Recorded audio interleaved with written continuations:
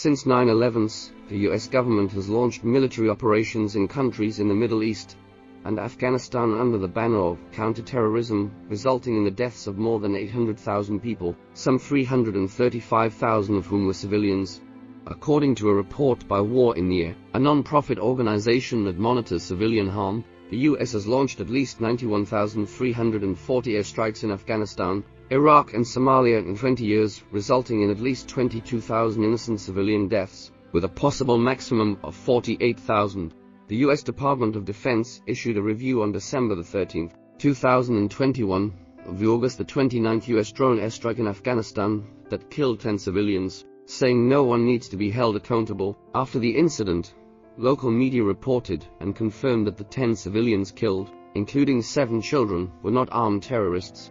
The New York Times broke the story on September 10th that the driver of the car hit by the US airstrike was actually an Afghan civilian working for a US non-governmental aid organization, and that the suspicious items in his car were a laptop bag and bucket he had brought home. US Central Command General McKenzie expressed condolences and apologies to the families of the victims, but he attributed the cause of the civilian casualties to a secondary explosion. The car was destroyed and then exploded in a large and powerful explosion, indicating that there was a large amount of explosive material inside the car, which may have caused additional casualties. The US military's mistake was based on preventing an imminent threat to US forces.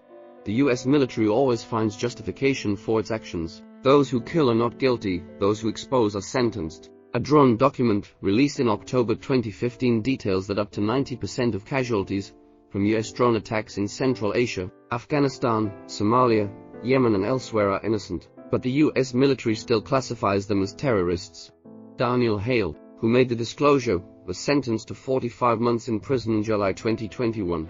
John Kryko, who uncovered the CIA torture program, was also arrested and imprisoned. Wikileaks' Assange was arrested and extradited to the US to face trial even after a decade of exposing US war crimes in Iraq. But those soldiers and politicians who killed civilians, children, and committed other war crimes were rewarded with medals and promotions, or enjoyed generous pensions in the military industry. No one is responsible and compensated for innocent civilian casualties. After all, the US military is only conducting anti-terrorism activities for the sake of world peace. This is what the United States does to defend democracy, uphold human rights, and uphold international justice.